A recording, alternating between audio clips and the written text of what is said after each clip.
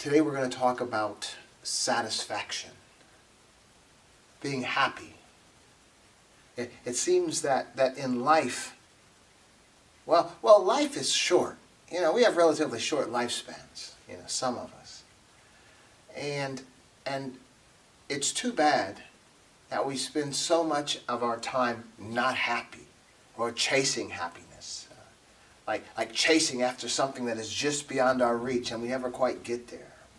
Sort of like the get-rich-quick schemes. You have so many of them. A lot of those businesses out there where we have our hopes up and we're encouraged and moved and motivated, by others to continue and to keep going. And eventually you're going to be like us, but not really recognizing that it's our motivation that is feeding them, what they have. So I'm just thinking that, we go through this in life. Just not really being happy, but sort of being strung along by something, an idea or someone, that happiness is right around the corner, or this is life. Just try to find contentment, in what it is that we're doing. And so we're going to talk about a few things today that are related. Because we have to find some wellness. And it's important we hurry up because we don't have too much time on this planet, Each of us as individuals.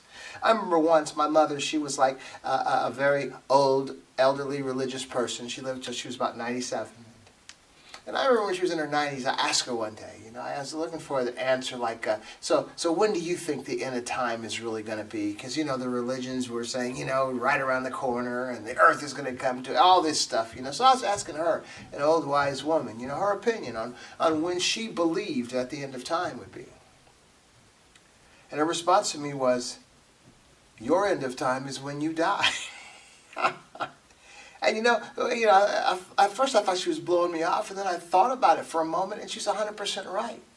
I mean, since the beginning of time, people have anticipated and contemplated their demise, their death, or when the world was going to come to an end, And even the religions, I think in the Christian religion, Paul was speaking to a group of believers who were concerned that the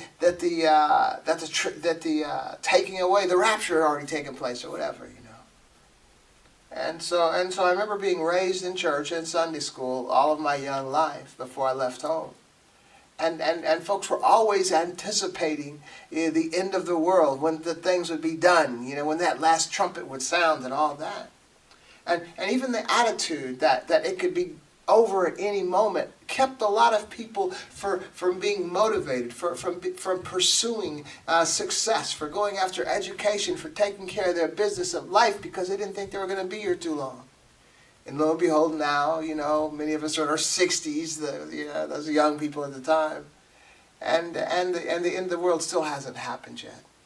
But many of those people simply let life pass them by, not becoming what they could have become, simply waiting for it all to come to an end, And the pitiful thing about that scenario is that, you're in your 60s, you really don't anticipating living much longer than that. I know I do, but, most of us.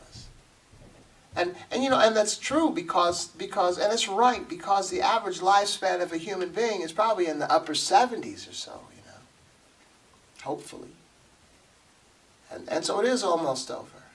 So I want you to look at this thing from two ways now. One way is that you need to do all you can do right now, okay? Because we don't know when the world is going to come to an end. Maybe it never will, but we do know that we are going to come to an end one day. Most of us. So don't waste time. Don't waste time spinning your wheels. Don't waste time trying to bring a corpse to life. Don't waste time, because life is too short.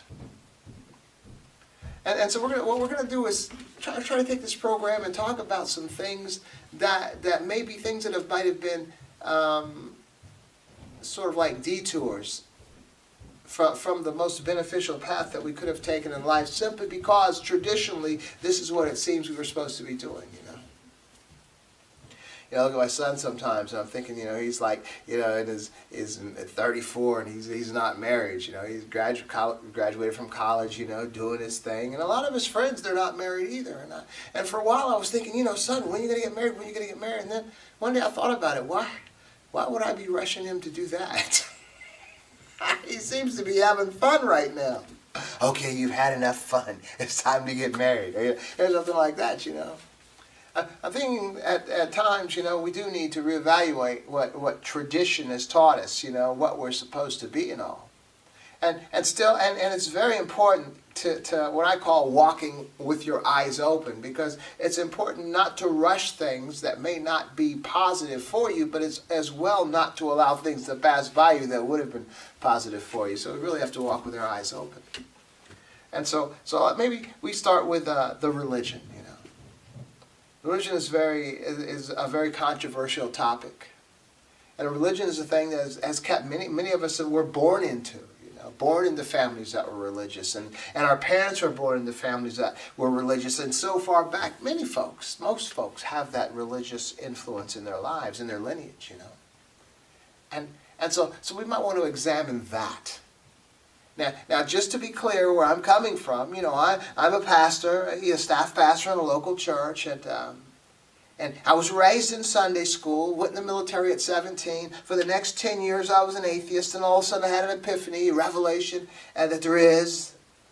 And I found a church to attend, and I was a deacon for a while. I was a Sunday school teacher, a teacher that taught kids that were being bused in from the inner cities on Mondays, and I was a deacon for years, and I was an elder for years, and I became a pastor, a staff pastor for like over 20 plus years and all. So I've been in this thing, and I've been active. I was a speaker at the Juvenile Detention Center to young people every week for 17 years. I missed 4 weeks in 17 years. So and speaking before congregations and churches as well. So I've been active, and I've been studying and all. So I'm in this thing, and I understand this thing. And so I come after all these years with a very unique perspective on religion, and it's not traditional at all. And it's very difficult for anyone to embrace, simply because we are sort of entwined within our traditional beliefs, and it's very difficult to rip us away from this, even if they aren't making sense, even if they're not working, okay? And so again, we don't have much time on this planet, so it would behoove us to find the right way. And what I've seen in the religions, I've seen a sort of a bondage in religion, okay? I've seen a bondage in the religion. I've seen a bondage in the holy books. And I think one of the biggest problems, even when I'm speaking to you right now, you might get this red flag, but I'm suggesting that one of our biggest issues is that we have made synonymous the holy books and the religion with the God, with Allah, with Yahweh, with the source from which we've emanated. We've made so if I have a criticism about the religion, or if I have a criticism about the church, or about the mosque, or about the temple, or whatever, it's automatically assumed I'm being critical toward that which we call God, okay? And I'm not. And so we can even look historically. Say, just take the Christian religion or Islam or Judaism, these major religions. Just look at them, and look at them from a historical perspective. Look at the suffering, look at the pain, the murders, the tears, the wars, and all that has come about because of these religions. The Crusades, in the Middle East and all, led by the Europeans, leading their armies into cities to convert Muslims by the sword from Islam to Christianity. And we see the same with Muslims, trying to convert Christians to Islam. And we see the Judaism that growing so strong, going so strongly, originating, amongst people of color, in Africa, in the Middle East. But then sort of being taken over and giving the appearance of white-run religion, okay? And I'm only saying this because anybody can be anything, but I'm simply suggesting that what we see, what we've been presented as religions, really haven't been beneficial to the human beings. They've been very oppressive to those who are disseminating the message, and very oppressive to those who the message was disseminated upon, okay? Very harmful, very torturous, very mean, very evil. Yet when you tack hundreds of years to it, or even 1,000 years to it, it will gain its legitimacy in the eyes of the population, even in the eyes of those whose ancestors were oppressed by it, okay? And so that's what I'm suggesting we look at today. We look at, the religion because it seems to be the thing that saves us, let's get saved. That's the key word, right? And that's the way it's been presented. You want to get saved and all, right? But when you consider the bondage that has affixed itself to the religions, you wonder, what is it you're really being saved from? To me, the concept of saved, okay? And this having been in this now for a number of years and seeing a lot of things in people's lives, is that the saved is supposed to translate to saving you from the antics of yourself, from the actions, from the things that you might be doing yourself that will be destructive to your life. That's what I see being saved is actually, okay? And so I don't really see any power in a religion. I don't see any power in a holy book. Now that which we've emanated, that which we call God, that which some call Allah, that which some call Yahweh, there is a source from which we've emanated, and there can be no disagreement, no argument with that. But what that source actually is, the attributes of that source, the desires and expectations of that source, we don't really know. There are a myriad of holy books out there, and each group that has embraced their holy book has determined that this is the only way, that this is the infallible, inerrant, right way to go. But everyone is saying that. And so we couple that with the insight, the understanding, the education to recognize how long human beings have been on this planet and how long the religions have been with us. And we have to come to the conclusion that we have been here for millions of years, some say hundreds of millions of years, before the religions. Now, we emanated from the same source, and obviously, the name God or the name Allah or the name Yahweh, these are the names that we have affixed to the source from which we've emanated, not the names that the source has named itself. And so we really don't know the name. We really don't know the attributes. We've just had some smart, insightful men that have pinned to the best of their ability, good and desirous ability for the people. And we have simply received what they have written, what they've transcribed, and have determined that theirs is true without really knowing. And to me, it doesn't matter. And I believe that you can take the stories in the holy books and you can really, if you look closely, see where it doesn't matter. Take the Christian religion, for example. And take Jesus, the primary, in that story, in the biblical stories. How he went to meet a woman who was sitting at a well, a Samaritan woman. A woman who by all religious accounts a good Jewish man would not speak to because he would be defiled for even being in the presence of her. Yet Jesus said, I must go here. Okay. So what I get from that, that we're being shown in this holy book, that Jesus, the primary in the Bible, will meet you where you are, regardless of popular religious belief. Okay. And I think as we begin to embrace certain stories like that in Scripture, we begin to recognize that whatever it is that we believe doesn't validate it as being of God or sanctioned of God, but that as we are the loved ones of God, or the loved ones of the source from which we've emanated, that we will be met at whatever level of belief we possess. Okay? And so when we look at the various religions, and even we look at the sects and denominations even within the religions, we find sort of an arrogance, within those groups of believing that they have a bead on the totality of truth and no one else does. When in reality, they have simply been validated by the source from which we've all emanated, from whatever their level of understanding is, okay? It's sort of like can be compared if you're a parent and you have, say, 5 kids, and each kids are of varying ages and personalities and dispositions, And they have different insights and understanding of who daddy is. You don't communicate with this child on the level of understanding that this child possesses over here. You speak to each of your children, you communicate, you relate to each of your children on the level from which they dwell, okay? Now each one can walk away thinking, Daddy loves me the more than he loves him.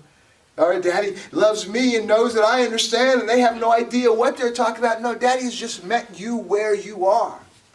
And you have wrongly validated that relating to you as a validation that you have a bead on the totality of truth. Okay? And so that's what I'm suggesting. Now, we can look at and you know, I felt this way for quite some time. Even raised in the church as a young person, it was very difficult to believe that this little country church that I was being raised in, that had maybe 75 people in it, that everybody else in the world was on their way to hell, except for this little group, okay? And I guess that's where the wheels started turning.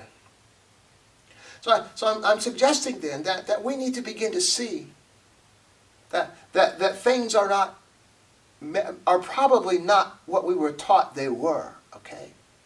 And which is why we can find freedom as we begin to challenge what we've accepted into our lives and what we've believed as being gospel truth, okay? I was speaking to a co-worker recently who had, for a funeral, had to go back home to Kentucky or West Virginia or Tennessee or somewhere, Tennessee. And her family, where she was raised in, this one of those little bitty country churches where they were snake handlers, okay? And she recognized just how ridiculous that was. But you know, you couldn't tell those people that. Because they could point out in Scripture where no snake, you know, any snake that bites you, it won't harm you, okay? And so those people in the little church believe that they have the totality of truth and no one else does. But before you left, that's what all the groups believe. That's what the sects of religions believe. I mean, I saw it coming up in ministry. If you weren't speaking in tongues, you weren't saved. Or if you weren't baptized the right way, you weren't saved. Or if you drank a beer, you weren't saved. Or if you went to a movie, you weren't saved. And all this kind of stuff, man. And what I'm suggesting to you, what validated those opinions to those folks as being true, was simply that God simply met folks where they were, okay? And that's where the misunderstanding is. I think it's a misunderstanding even in the churches today, since we're using the Christian religion as an example, where the purpose of the church is the perfecting of the saints. But if we go into a church and simply the pastor is just speaking things and everyone is simply amening and believing anyway, there is no perfecting there because there is no growth, okay? And so what I'm just suggesting is that I think we have a misunderstanding as we've made synonymous God with religion, or God with the Holy Book. That the source from which we've emanated, from something that we have created by hand in our faint attempts to understand and contemplate that from which we've came. But we can't. We can't do that. We can't know. It's like me taking a saltine cracker, putting water on it, and placing a glass over it, coming back maybe 2 weeks later and it's covered with this alive green stuff. What are the chances of that alive green stuff understanding its creator, me? It's very slim. So this isn't really a shot on religion, or maybe it is. Because maybe we need a religious thing to keep us in line. But to me, even in the Christian religion, Jesus makes the statement that the truth will make us free. The truth will make us free. Oh, well, this is the truth. You know, there we go off on that. We can't do that. We have to really be challenging to ourselves, really challenge ourselves and try to understand and see where we have failed, because each of us are failing daily. Not in our actions, not in succumbing to sin or doing things we shouldn't do. I mean in just misunderstanding what truth is. And the worst place to be in the world as far as a believer of any good religion is to believe that they already have the total truth. And there's nothing else that they could learn, okay? I'm saying being in a constant state of challenging yourself, and you will improve yourself right out of the bondage, okay? Because as a pastor, as a staff pastor in the local church, I've seen a lot of folks for years and years, all of their lives, not really happy, not really content. And only stepping out, maybe a moment here, doing what they believe they shouldn't do. And then feeling even more guilty and defeated about it, okay?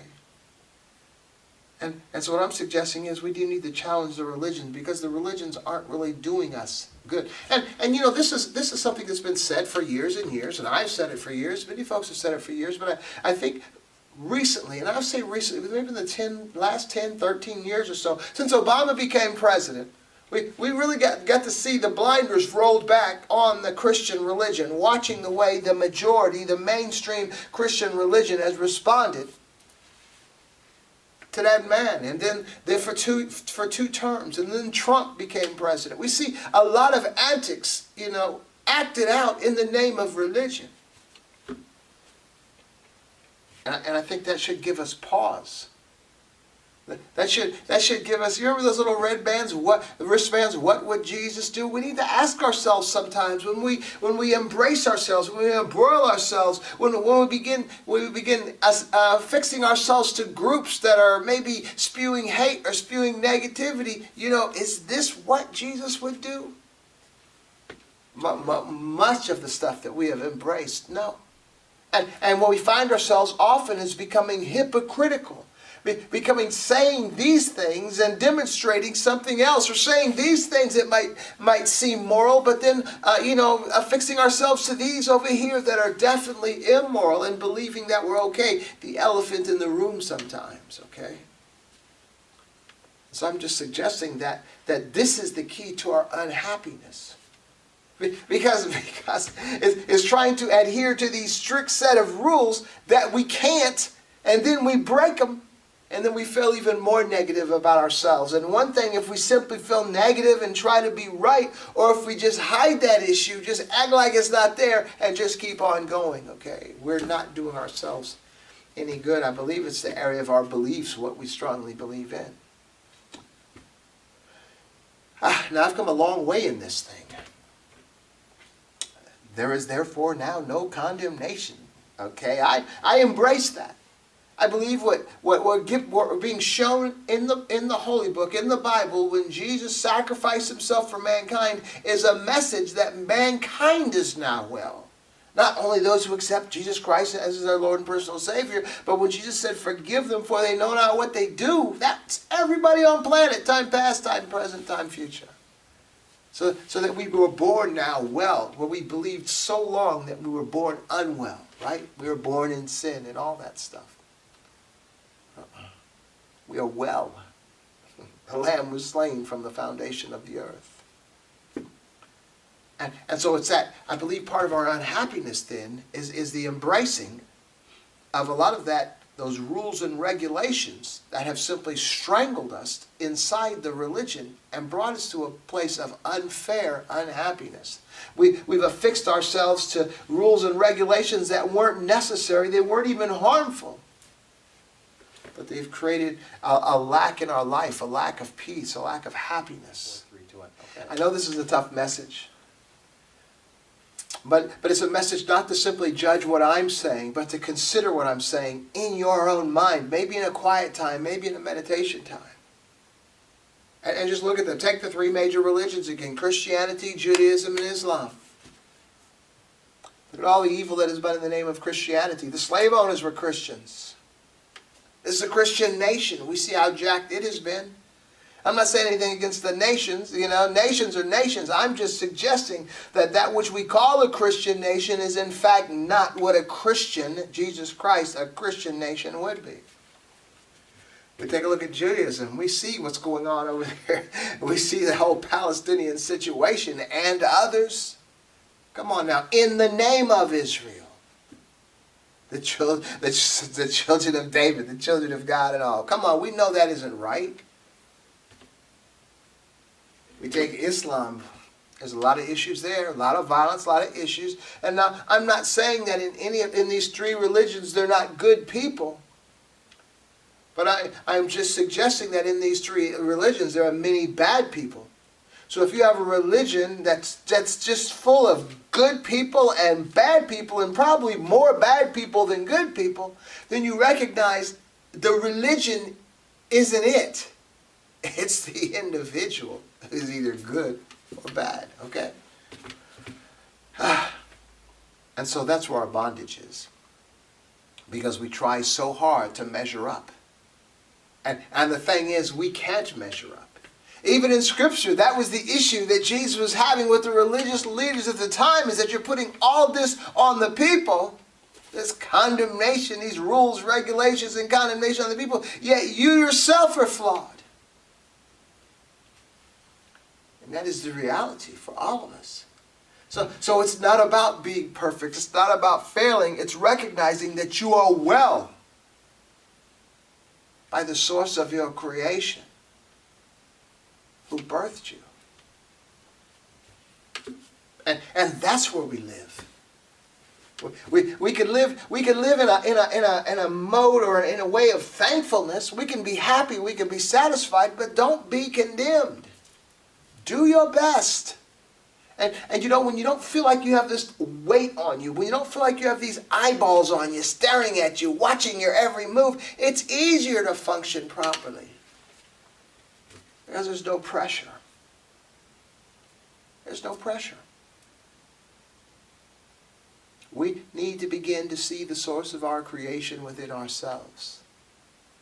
This is all simply logical. Come on now, we've been on this planet for hundreds of millions of years. The religion has not recognized that. So there is a source from which we've emanated, a source of our creation. Love humanity and love the source of your creation. I guarantee you, if you love humanity, and see, humanity is a funny thing when it comes to being created, when it comes to emanating from a particular source. I don't care whether you call it God, whether you call it Allah, Yahweh, Krishna, whether you call it a primordial goo, whatever it is, we've all emanated from the same source. And having emanated then from the same source, we consist of the substance of the source. We are made up of that substance. So in a sense, each of us are the source, are of the source, are carrying the source. And so when we love each other, we love the source, because the source is what we are totally made up of, okay? And then that's the beginning of contentment. Recognizing that you're well already. And recognizing how short this life is on this planet. So you don't need to waste time trying to measure yourself up to a religion. Just recognize that you are well with God, well with Allah, well with Yahweh, well with the source of your creation. And then you just strive to be happy. Again, loving humanity, so you're not exploiting your fellow human being.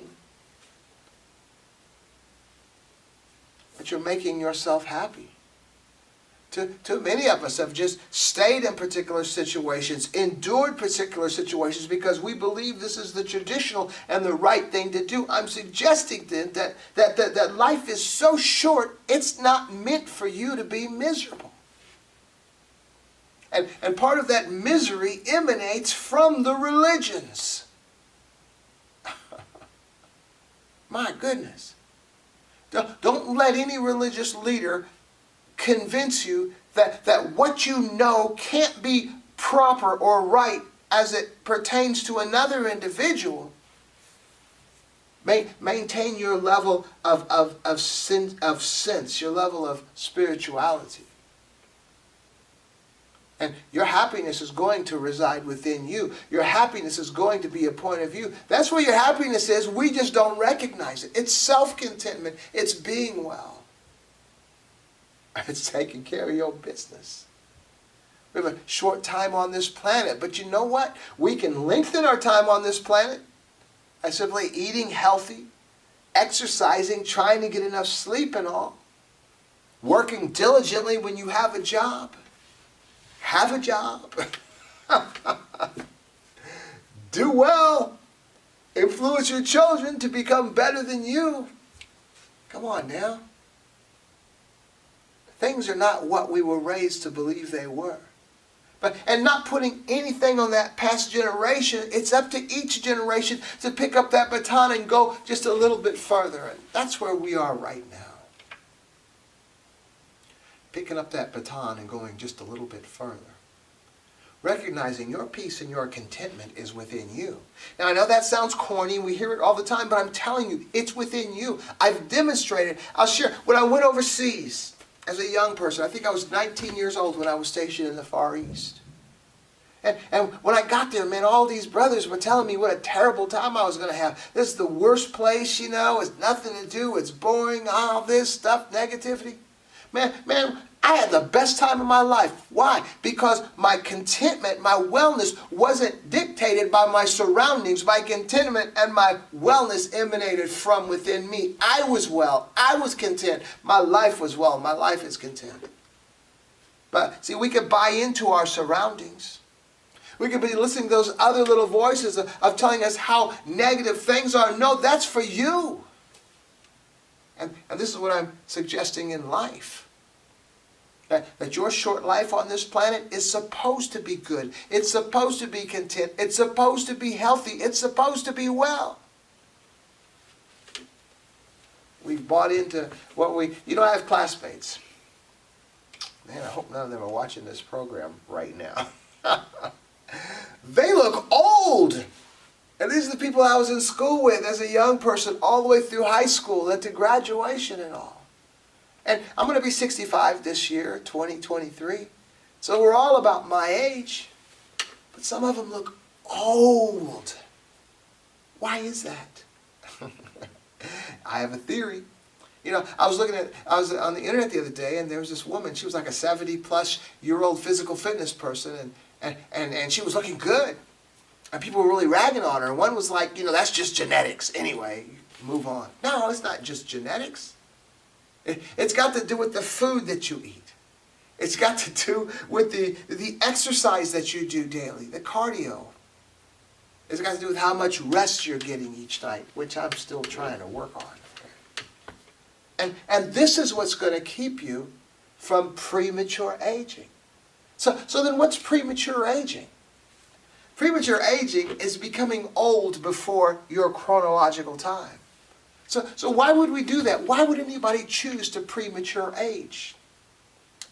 What I'm suggesting is that how we remember our parents and how we remember our grandparents, how old they were, I mean like old looking, when we hit the age that they were, which in our memories is bringing up these pictures of these old feeble people, we're subconsciously going to become that, simply because we have determined in our subconscious that this is what you're supposed to be when you were this age. And I'm simply saying it's not.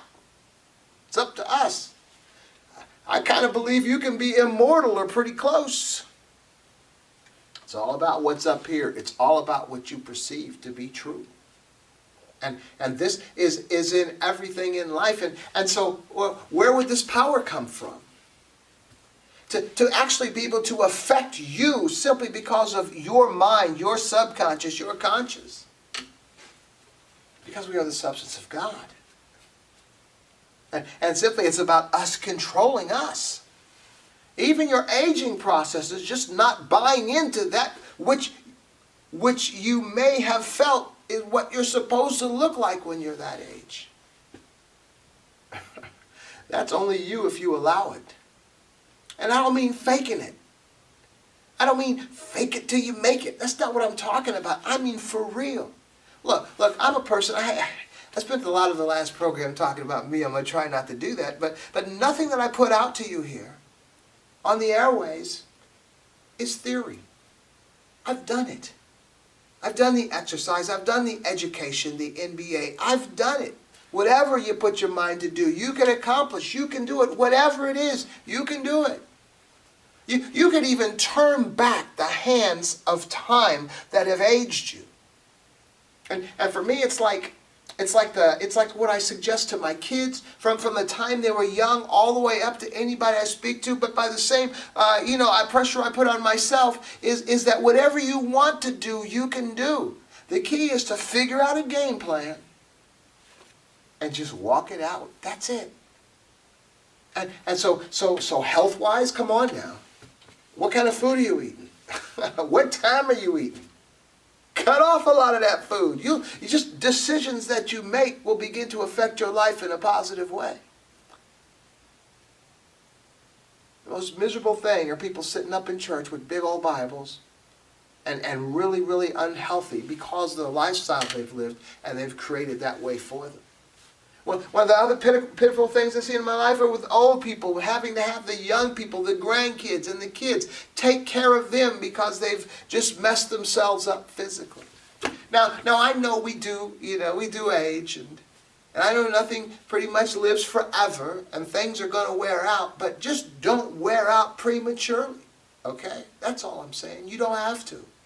This is the happiness part. This is all we're talking about, is being content in life, is recognizing that your contentment, your happiness, your peace of mind, it's up to you.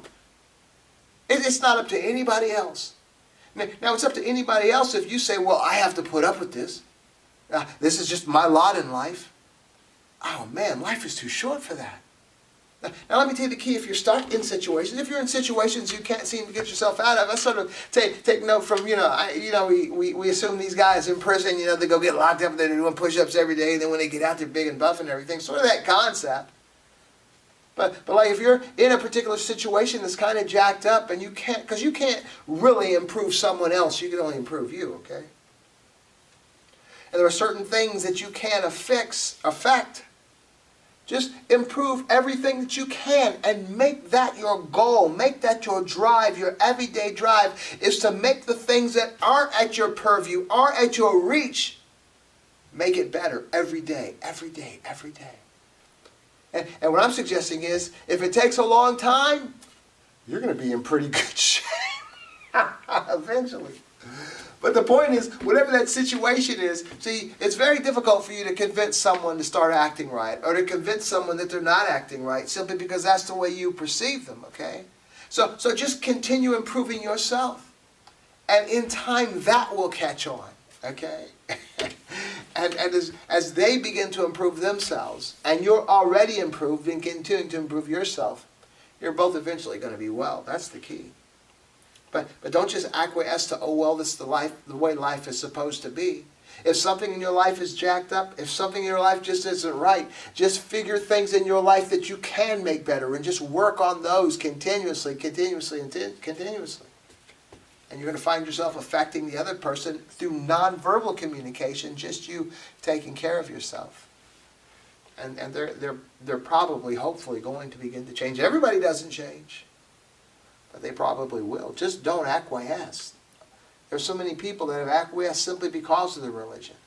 Simply because of hopelessness. Simply because they don't know what they're going to do. All that acquiescing. No. I can't affect you right now. But I can affect every aspect of me. What do you mean? I'm already perfect. No, you're not. Learn a language. Take a course. I got my scuba certification when I was 63 years old. Exercise. I exercise every day, man. I exercise every day because I'm improving myself. I can improve everything in my life, those things that don't necessarily pertain to me, but to someone else. But I can improve me. I have total control over me. So I'm telling you, just take care of your business. And in time, the other things will begin to straighten up. But don't acquiesce to putting someone else in charge of your life. Don't acquiesce to, oh, it's the religion. I mean, I've got Facebook right now, always talking about how wonderful the Jewish religion is. 6 to 1, half a dozen the other. It's like when and this happens often when Muslims approach me and hopefully try to get me to convert. I wouldn't leave one set of bondage just to join another set of bondage. The religions are the issue, okay? And the religions, they do fixate on a particular thing that might be important to you, and they just run with it. So you might have this religion fixating on abortion, okay? And saying, this is terribly wrong, and want you to run with them. This organization might be fixing on human rights for everyone in this nation. They want you to fix to them and just run with them with all the rest of their package. So many groups find a cause that will titillate us so that we might ignore the nonsense and embrace them because they are embracing a subject or a topic that is important to me. Don't be that way. Again, life is too short to live it unhappy forever. Happiness resides within you. And within you isn't your physical body. It's within you, your contentment. So now begin to direct your attention to your body. I'm going to get my body educated. I'm going to get my body educated. I'm going to build a little arm on this body. I'm going to get that body's cardio going pretty good. I'm going to take care of my business. Take care of your business. That's where your contentment lies. Recognize your relationship to all of humanity and the source from which we've emanated. Even in Christian scripture, Jesus said, the greatest of the commandments is to love God with all your heart, and the second greatest, only that, is loving your neighbor as you love yourself. Jesus said, if you do these two things, rest all the laws of the prophets. In other words, you'll be well with God. Jesus said, if you can just love the source from which you've emanated and love your fellow man. I'm just suggesting is we need to remember what Jesus said. He didn't say memorize all these Bible verses. He didn't even say it's necessary, for your prosperity to put money in that offering bucket. He didn't say it's necessary to go get your head prayed for so you can be freed from the affliction or whatever it is you're facing. Love God with all your heart and love your neighbor as you love yourself. All these things rest the laws of the prophets. You'll be well. And I guess all in all, I'm just trying to share with you that we can be content, recognizing your contentment resides within you. That's it.